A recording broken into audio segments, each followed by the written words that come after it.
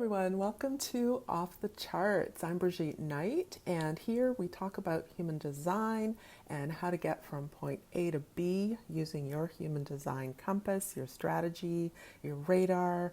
We're highlighting growth and self care using human design, and also, as a point of personal privilege, we talk about other modalities, other approaches to wellness that you may not have heard of, or maybe you've heard of it and don't know what it is or how you can use it. We're going to hear stories about that too.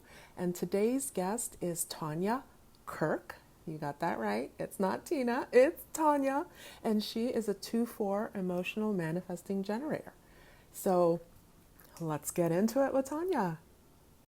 I was asked, how do you get from point A to point B using human design? In many ways, I was already practicing some elements of human design unconsciously and unaware. For instance, I saw a quote that, ironically, I felt was meant for me to see.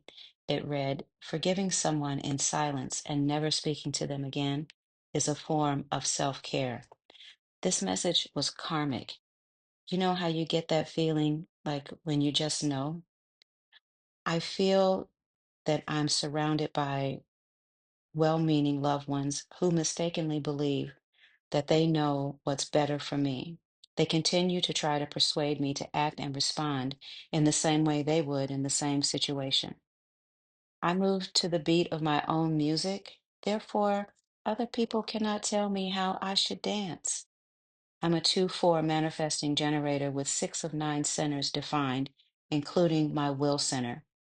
As a child, I could look at a situation or people and intuit that allowing them in my space was not going to be good, mostly for me.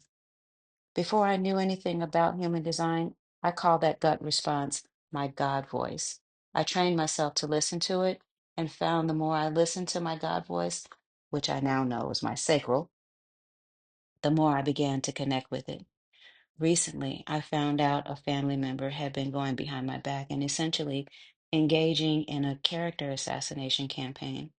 This was a family member with whom I thought was a good friend at the time. So, after she had an accident, I felt like I should extend some grace to her and invite her to come and stay with me.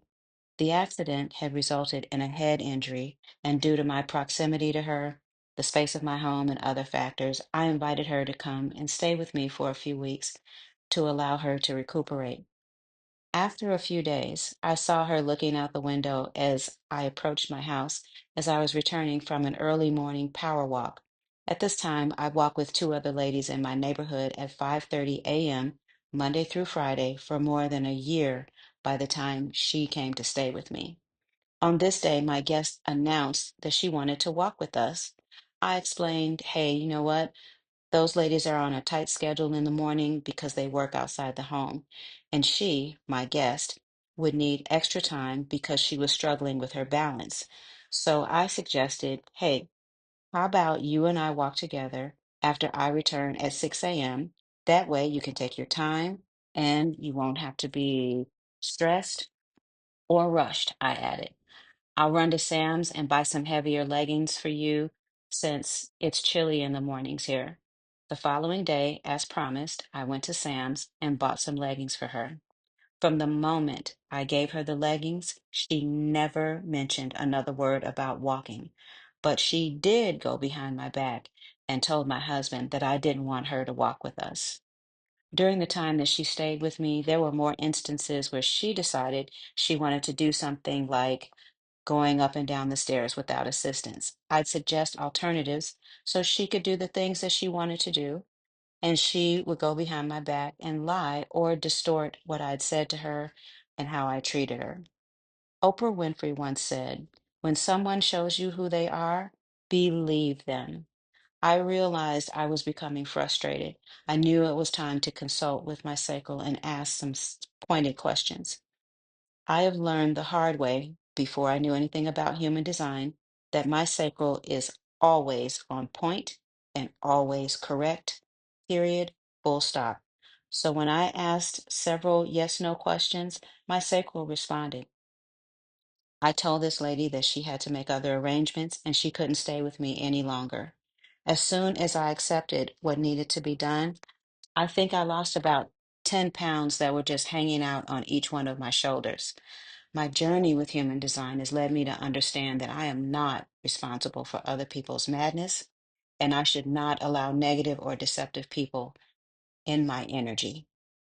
I should not continue to extend grace to those who are not gracious. Here's the thing: human design is a tool. It's a tool to fashion better outcomes, forward thinking, and action. Remember the press the easy button commercial? Practicing human design is pressing the easy button for me. It allows me to skip past the burden of self doubt and feeling like a victim in my own life story. And as a result, I am left with a strong sense of gratitude and the knowledge that I have only but to ask, and the universe answers back. How cool is that? All right, that was fantastic, wasn't it? So grateful to have been an audience to that story. If you have any questions or comments, please drop them in the comments section. Let's hear from you.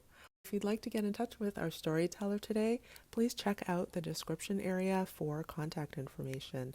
Once again, I'm Brigitte Knight, and I help people use human design in everyday problems, especially relationship challenges. I love working with couples and teams to use human design to get along.